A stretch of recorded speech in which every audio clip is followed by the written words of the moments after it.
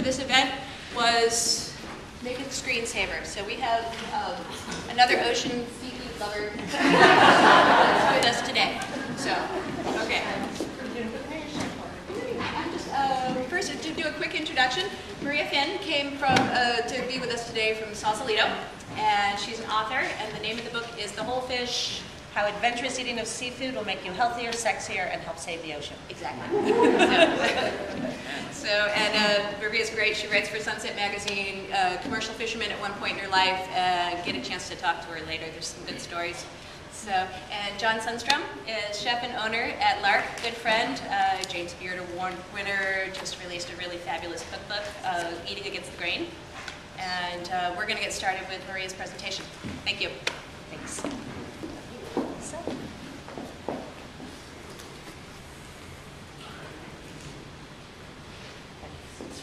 Ready? Okay, so she said, my name is Maria Finn. I'm a writer, and Sunset Magazine hired me to research and write about trends for the front of the magazine for about 3 years. So I mean, a lot of that included food. Who in here is a chef? And I just want to say that from doing that work and from researching and from watching what you guys do, I was so impressed with your creativity and your integrity and your constant excellence. And really, you really are an inspiration. But so why I'm talking to you here today is that we actually need to start shifting the paradigm in how we eat seafood, and you guys are the trendsetters. You're the ones that can start doing it. Then once people go and they have it in your restaurant and they love it, they'll start thinking about it differerently at home and differently at the farmer's market.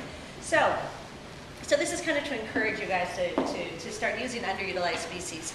Now, this is going to be the name of my next writing project, probably, is Eat Like an Animal. But let me tell you a little bit of background. Will you click it to the next one? In the early 90s, I ran off to Alaska. I became a commercial fisherwoman. That's me, looking kind of salty. And I fished for an all-female crew for salmon, herring, and halibut. And the herring fisheries, there's 2 herring fisheries. Can you click it, please? The first one is the Sacro Fleet. There you go, black smoke. Black fucking roll of smoke. You ain't gonna see nothing badass snack. Awesome.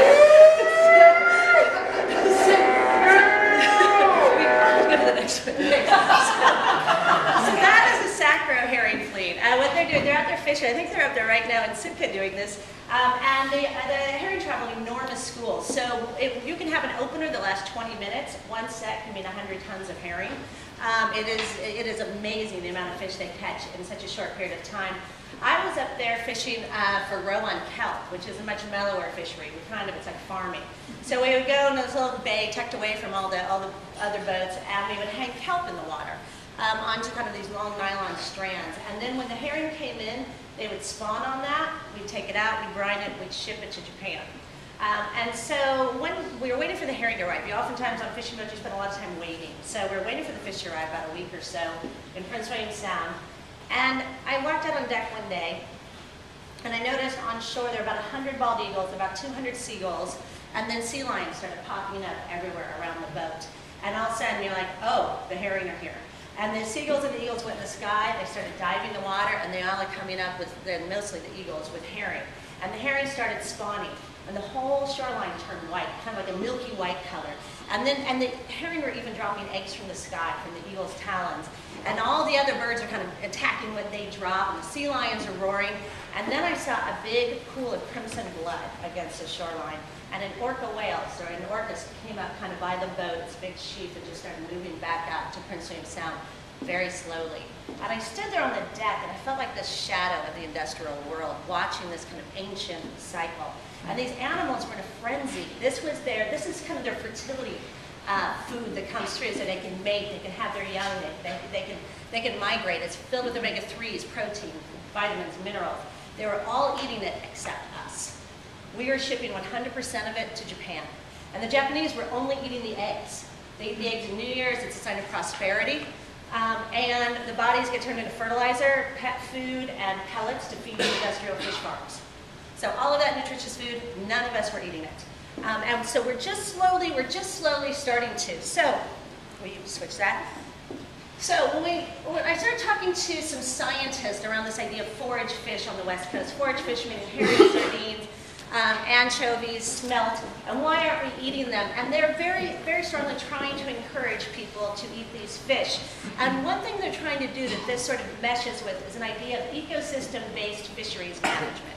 This means instead of targeting one species like salmon or tuna, and then making all the fishery laws around that, you take everything in the ecosystem into consideration when you're deciding this. Because schools of herring will have, well, their populations will fluctuate drastically from season to season. So when I said to Jeff, he said, you know, animals will adapt their eating habits to the natural pulses of food supplies. So if one year there's a lot of sardines and not that many squid, the seals are going to eat the sardines, not the squid, right? And then it'll kind of balance itself out. We don't do that. We'll kind of go, oh no, there's no salmon left, let's go, okay, we'll go eat all the tuna. We've eaten all the tuna, now let's go eat all the Chilean sea bass. So we kind of do the opposite. Then we go, uh-oh, we better stop eating these, because there's none left. So it's this way of kind of figuring out, well, how can we become dynamic in the way that the natural world is? How can our eating habits mimic that of the natural world? And fisheries management are trying to do this. They're trying to figure it out. It's probably going to happen very soon, but everybody's trying to figure out, well, how? How can we implement this in a pragmatic way?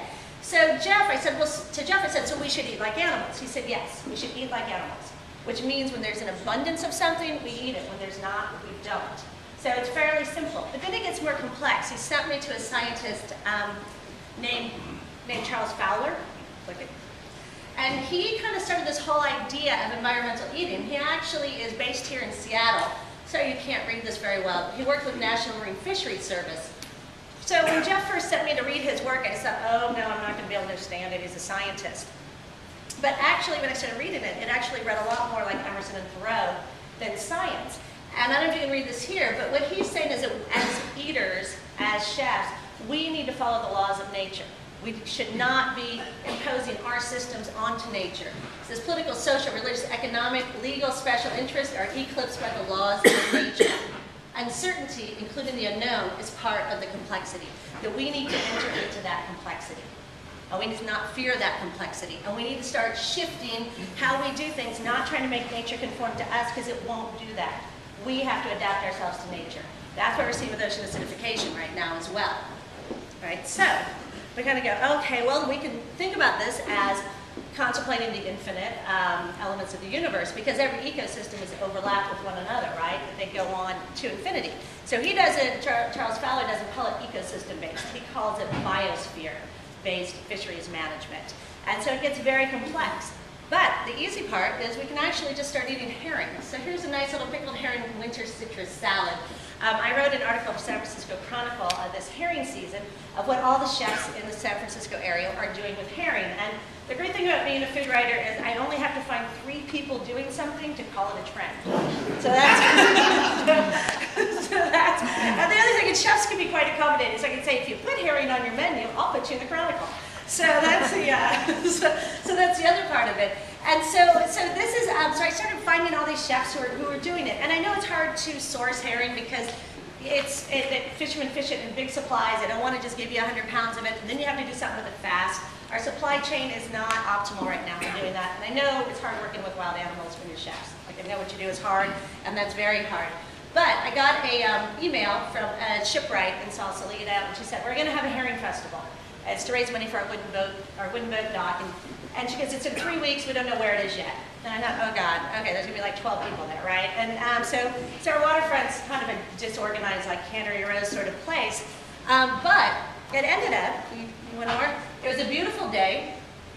Fish restaurant showed up, they did herring on a stick. They gave demonstrations how to fillet it. That's, behind him is Damon Little from the Headland Center for the Arts. He's giving demonstrations on how to pickle herring. They sold out of herring. Everybody, all the local restaurants donated herring dishes. They sold out of herring in an hour and a half. Yeah, and everybody ate it like they were starving to death. And I know in California, when you say something starts at noon and there's going to be food, people show up at noon starving to death.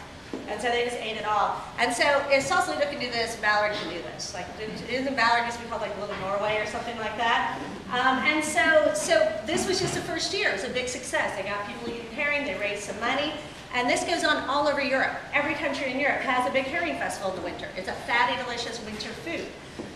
So that's one way of doing it.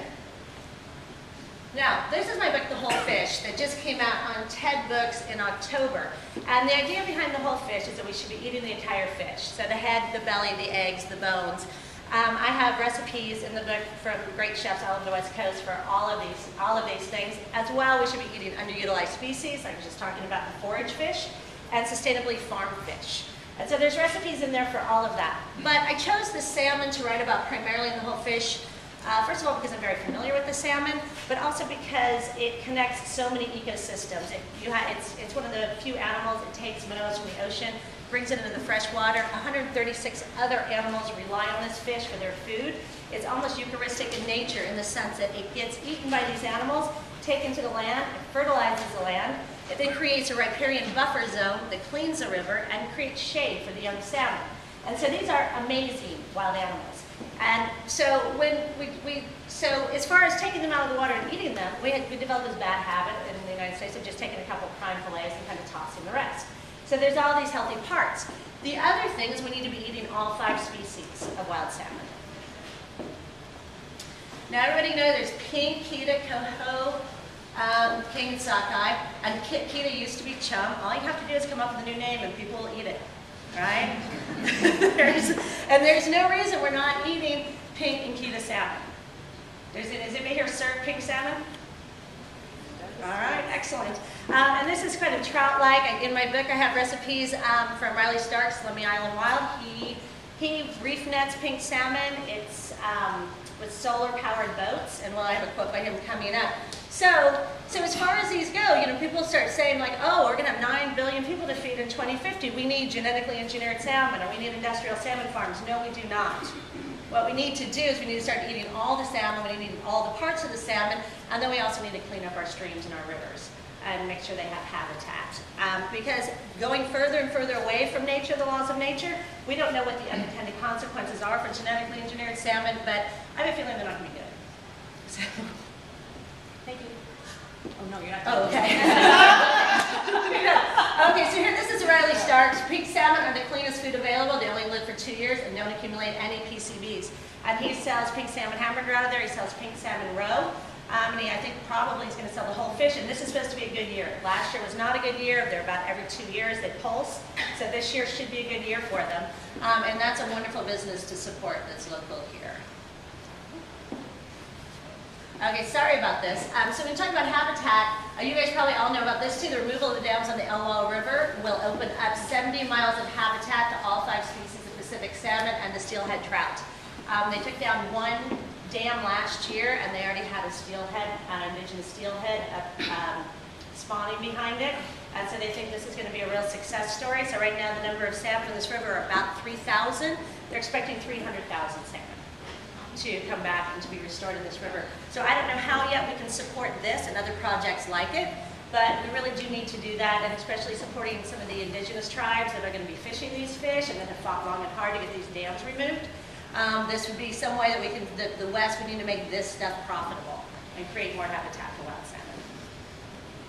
And this is sort of my final thought I'm going to leave you with.